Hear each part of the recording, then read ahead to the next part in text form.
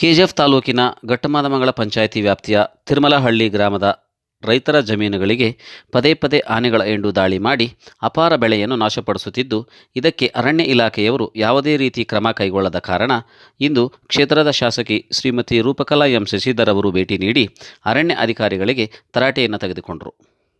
ಈ ಸಂದರ್ಭದಲ್ಲಿ ತಾಲೂಕು ದಂಡಾಧಿಕಾರಿಗಳಾದ ಕೆ ರಮೇಶ್, ತಾಲೂಕು ಪಂಚಾಯಿತಿ ಅಧ್ಯಕ್ಷರಾದ ಸುನಂದಮ್ಮ ರಾಮಕೃಷ್ಣಾರೆಡ್ಡಿ, ಅರಣ್ಯ ಇಲಾಖೆ ಅಧಿಕಾರಿ ವೇಣು ಹಾಗೂ ಎಲ್ಲ ಮುಖಂಡರುಗಳು ಪಾಲ್ಗೊಂಡಿದ್ದರು. ಸುತ್ತಮುತ್ತ ಹಳ್ಳಿಗಳಿಗೆ ಪ್ರಚಾರ ಮಾಡಿ ಮಿಕ್ಕಿದ್ದು ನಿಮ್ಮ ಆಫೀಸರ್ ಗಮನಕ್ಕೆ ತಗೊಂಬನ್ನಿ. ಬಂದ್ ಹೋಗಿದಾರ? ನಿಮ್ DF ಅವ್ರು ಬಂದು ವಿಸಿಟ್ ಮಾಡಿದಾರ? DF ಅವ್ರು ಬಂದು ವಿಸಿಟ್ ಮಾಡಿ ಹೋಗಿದಾರ? ಎಲ್ಲೆಲ್ಲಿ ಬೆಳೆ ಹಾನಿ ಆಗಿದೆ, ಎಲ್ಲೆಲ್ಲಿ ಆನೆ ಬಂದು ದಾಳಿ ಮಾಡ್ಬಿಟ್ಟು ಹೋಗಿದೆ, ಅಲ್ಲಿ ಬಂದ್ ಹೋಗಿದಾರ? ಈಗ ಅಲ್ಲೊಂದ್ ಚಿಕ್ಕ ಮರಿ ಬಿದ್ದೋಯ್ತು, ಅದು ಹೋಗ್ತಾ ಇರ್ಲಿಲ್ಲ, ತಿರ್ಗಾ ಕೋಪ ಬಂದು ಮನೆಗಳ ಕಡೆ ತಿರುಗ್ತಾ ಇತ್ತು ಆನೆ. ಅವಾಗ ಏನ್ ಮಾಡ್ತಾ ಇದ್ರಿ ನೀವು? ಮೆಸೇಜ್ ಕೊಡ್ತಾ ಇದ್ದೀರಾ ನೀವು ನಿಮ್ಮ ಹೈಯರ್ ಆಫೀಸರ್ಸ್ಗೆ ಅಂದ್ರೆ DF ಅವ್ರಿಗೆ ನೀವು ಮೆಸೇಜ್ ಕೊಡ್ತಾ ಇದ್ದೀರಾ? ಕೊಟ್ಟಿದ್ರೆ ಅವ್ರು ಬಂದ್ ಹೋಗಿದಾರೇನಪ್ಪ? ಬಂದಿಲ್ಲ ತಾನೆ? ನೀವು ಕೊಟ್ಟಿರೋ ವಿಚಾರದಲ್ಲಿ ಓಡಾಡ್ತಾ ಇದೆ ಮೇಡಮ್. ಚಿಕ್ಕದು ಮರಿದು ಇದು ಹೆಜ್ಜೆ, ದೊಡ್ಡ ಮರಿದ ಹೆಜ್ಜೆ ಓಡಾಡ್ತಾ ಇದೆ. ಅಲ್ಲೇ ನೋಡಿದ್ವಿ, ಆನೆ ಬಿದ್ದೋಗಿದೆ, ಚಿಕ್ಕದು ಮರಿನೇ ಬಿದ್ದೋಗಿರೋದದು.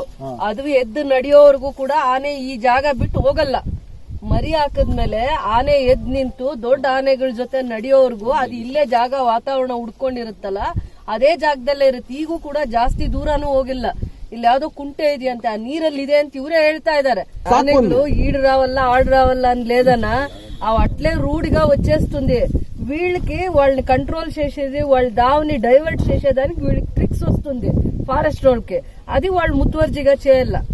యానిಗಳು వచ్చేస్తుంది, చెప్పకుండానో ఎట్లో వచ్చేస్తుంది. అది తన తల్ల బుద్ధి ఉంటుంది, అట్లా అది ఒక్కొక్కిత ఒక్కొక్క దావలా పారాడుతుంది. వీళ్ళు జనాలకు తొందర ఇవ్వకుండా, పంటలకు తొందర ఇవ్వకుండా వీళ్ళు దాన్ని ಕಂಟ್ರೋಲ್ చేయాలి.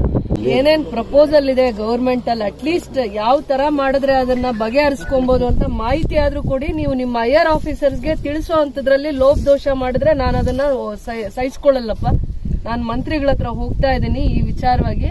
ಇವ್ರು ಕೊಡೋ ಬೆಳೆ ಪರಿಹಾರದಿಂದ ಏನ್ ಅನುಕೂಲ ಆಗುತ್ತೋ ಗೊತ್ತಿಲ್ಲ. ನಾಳೆ ನಮ್ಮ ರೈತರಿಗೆ ಏನು ಪ್ರಾಣಾಪಾಯ ಆಗದೆ ಇರ್ಲಿ, ಅದ್ರ ಬಗ್ಗೆ ಏನಾದ್ರೂ ಗಮನ ಹರಿಸ್ಲಿ ಅಂದ್ಬಿಟ್ಟು ನಾನು ಹೋಗಿ ಮಂತ್ರಿಗಳನ್ನ ಭೇಟಿ ಆಗ್ತೀನಿ ಈ ವಿಚಾರವಾಗಿ. ನಾಲ್ಕು ಜನನೇ ಇವ್ರು ಬರೋದು, ಜೀಪ್ ಅಂತ ಕೆಳಗಡೆ ಇಳಿಯಲ್ಲ. ಇವರು ರೋಡಾಗ ನಿಂತ್ಕೊಂಡು ಪಟಾಕಿ ಅನ್ಸ್ಬಿಟ್ಟು ಹೋಗ್ತಾ ಇರ್ತಾರೆ.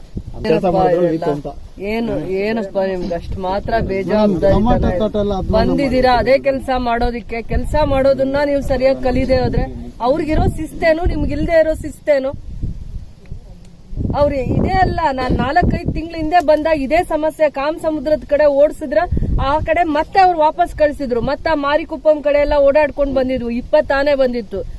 ಇಲ್ಲಿವರೆಗೂ ಕೂಡ ಎಷ್ಟು ಜನ ರೈತರಿಗೆ ಪರಿಹಾರದೆಷ್ಟು ಪ್ರಪೋಸಲ್ ಹೋಗಿದೆ? ರಾಗಿಗೆ ಏನ್ ಪರಿಹಾರ ಕೊಟ್ಟಿದ್ದಾರೆ 1 ಎಕರೆಗೆ? ಭತ್ತಗೆ ಏನ್ ಪರಿಹಾರ ಕೊಟ್ಟಿದ್ದಾರೆ? ತರಕಾರಿ, ಕಡಲೆಕಾಯಿ, ಜೋಳ ಇವಕ್ಕೆ ಏನ್ ಪರಿಹಾರ ಕೊಟ್ಟಿದ್ದಾರೆ? ಮಾಹಿತಿ ಕೊಡು. ಏನ್ ಪರಿಹಾರ ಸಿಕ್ಕಿದೆ? ಇನ್ನೆಷ್ಟು ಪೆಂಡಿಂಗ್ ಇದೆ? ಎಷ್ಟು ರೈತರದು ಜಮೀನು ಈ ರೀತಿ ತೊಂದರೆ ಆಗಿದೆ ಅಂತಂದ್ಬಿಟ್ಟು ಮಾಹಿತಿ ಕೊಡು.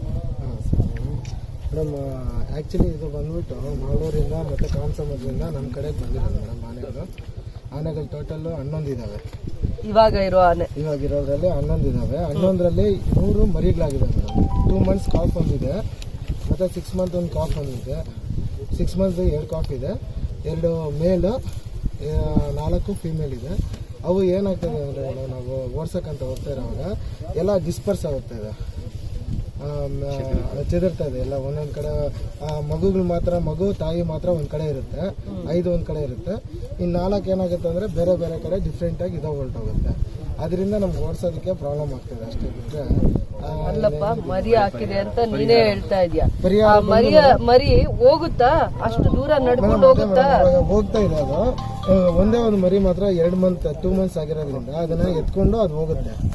ಅದು ಪ್ರಾಬ್ಲಮ್ ಆಗಿರೋದ್ರಿಂದ ಜಾಸ್ತಿ ದೂರ ಟ್ರಾವೆಲ್ ಮಾಡಕ್ ಆಗ್ತಾ ಇಲ್ಲ. ನಾವು ನಮ್ಮ ಕೈಯಲ್ಲಿ ಆದಷ್ಟು ಫುಲ್ ಪ್ರಯತ್ನ ಮಾಡಿದ್ದೀವಿ. ರಾತ್ರಿ ಹಗಲು ಇಡೀ ರಾತ್ರಿ 8 ದಿನ ಆಗಿದೆ ನಮ್ಮ KGF ತಾಲೂಕಿಗೆ ಬಂದು. 8 ದಿನ ಪೂರ್ತಿಯಾಗಿ ನಾವು ಅದರ ಹಿಂದೆನೇ ಇದ್ದೀವಿ. ಬಟ್ ಅದಕ್ಕೆ 2 ದಿನ ಮಾತ್ರ ಬಟ್ ನೀವು ಫೇಲ್ಯೂರ್ ಆಗಿದ್ದೀರಾ. ಇಷ್ಟು ಹಳ್ಳಿ ಇದೆ, ಲಕ್ನಾಯಕ್ನಲ್ಲಿ ಇದೆ, ಈ ಭಾಗದಲ್ಲೆಲ್ಲ ಎಲ್ಲಾ ಹಳ್ಳಿಗೂ ಮಾಹಿತಿ ಕೊಟ್ಟಿದ್ದೀರಾ? ಎಲ್ಲ ಊರ ಹತ್ರ ಡಂಗೂರ ಸಾರಿದ್ದೀರಾ? ಎಲ್ಲ ನಮ್ದು ಪ್ರಚಾರ ಮೈಕ್ ಇದೆ ಆಗಿದ್ಯಾ? ಮೇಡಮ್. ನಮ್ದು ಮೈಕ್ ಇದೆ, ಮೈಕಲ್ಲಿ ನಾವು ಪ್ರಚಾರ ಮಾಡ್ತೀವಿ. ನೋಡಿ, ಒಂದು ದಿನಾನು ಮಾಡಿಲ್ಲ ಅಂತ ರೈತರದು ಕಂಪ್ಲೇಂಟ್. ಈ ಊರವರೇ ಇದಾರೆ. ಈ ಊರಲ್ಲಿ ಮುನಿಯಪ್ಪ ಮತ್ತೆ ಇನ್ನೂ 4 ಪರಿಹಾರಗಳು ಮಾಡಿದ್ದೀನಿ. ಬೆಳೆ ಪರಿಹಾರ ಕೇಳ್ತಾ ಇಲ್ಲ. ಈ ಭಾಗದಲ್ಲಿರುವಂತ ರೈತರು ಮತ್ತೆ ಹಳ್ಳಿಗಳಲ್ಲಿರುವಂತವ್ರು ಆನೆ ಬಂದಿದೆ, ಯಾವುದೇ ಸಂದರ್ಭದಲ್ಲಿ ನೀವು ಹುಷಾರಾಗಿರ್ಬೇಕು ಅಂತ ಅಂದ್ಬಿಟ್ಟು ನೀವು ಅರಣ್ಯ ಇಲಾಖೆಯಿಂದ ಪ್ರಚಾರ ಮಾಡಿದೀರಾ, ಮಾಹಿತಿ ಕೊಟ್ಟಿದ್ದೀರಾ. ಅವ್ರು ಹೇಳೋದು ನಾವು ದಿನ ಬೆಳಗ್ಗೆ ಆದ್ರೆ ಅಥವಾ ರಾತ್ರಿ ಬೆಳಗಿನ ಜಾವ ಜಮೀನು ಬರ್ಬೇಕಾಗತ್ತೆ, ಜಿಂಕೆಗಳ ಕಾಟ ಇದೆ, ಏನೋ ಒಂದ್ ಬೆಳೆ ಹಾಕಿರ್ತೀವಿ ನಾವು ಜಮೀನಲ್ಲಿ ಯಾವ್ದೋ ಒಂದ್ ಟೈಮಲ್ಲಿ ಬರ್ಬೇಕಾಗತ್ತೆ. ಇವ್ರ ಮಾಹಿತಿನೇ ಕೊಟ್ಟಿಲ್ಲ ಅಂತ ಎಲ್ಲಾ ರೈತರು ಅದು ನಿಮ್ ಮೇಲೆ ದೂರ ಹೇಳ್ತಾ ಇದ್ದಾರೆ. ಇಲ್ಲೇ ಇದಾರೆ ನಾರಾಯಣಗೌಡ, ಇವರೆಲ್ಲರೂ ಇದ್ದಾರೆ. ಒಬ್ರು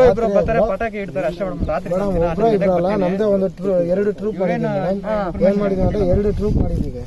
2 ಟ್ರೂಪ್ ಅಲ್ಲಿ ಒಂದು 10 ಕಡೆ ಸಿಂಗಲ್ ಅದ ಮರಿಗಳು ಯಾವ್ದಿದೆಯೋ 10 ಕಡೆ ಓಡಾಡ್ತೀವಿ ಮೇಡಮ್.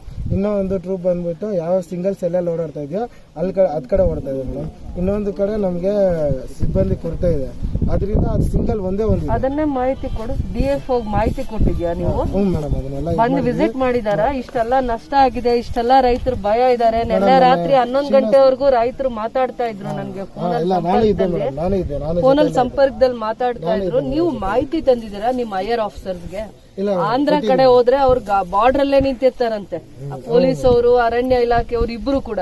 ಈ ಭಾಗದಲ್ಲೂ ಕೂಡ ತಮಿಳ್ನಾಡವರು ಕೂಡ ಅವರು ಬಾರ್ಡರ್ ಅಲ್ಲಿ ಇರ್ತಾರಂತೆ. ನೀವು ಸರಿಯಾಗಿ ನಿಭಾಯಿಸ್ತಾ ಇಲ್ಲ. ನಮ್ಗೆ ಮಕ್ಕಳು ಮರಿ ಎಲ್ಲ ಇರ್ತಾರೆ. ಆ ಆನೆಗಳು ಊರೊಳಗಡೆ ಬಂದ್ರೆ ಮನೆನ್ ತಳ್ಳೋದು ಎಷ್ಟೊತ್ತು ಅಂತ ಅಂದ್ಬಿಟ್ಟು. Thank you for watching. Please subscribe our channel and press the bell icon.